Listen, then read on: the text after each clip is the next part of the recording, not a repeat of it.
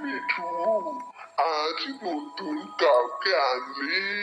হ্যাঁ গাছ দাদা, এ হলো রাহা, খুব কৌতূহলী মেয়ে।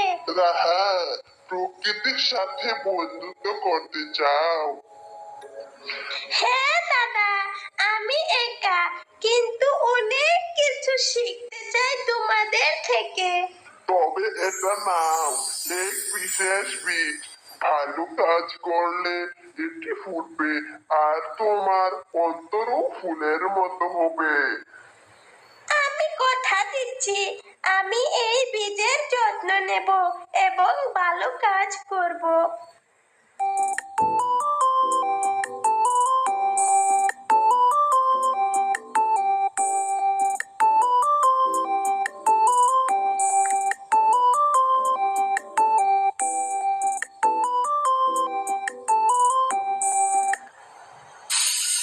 আজকাল তুই একদম বদলে গেছিস রে, মানুষজন তোকে বাহবা দিচ্ছে।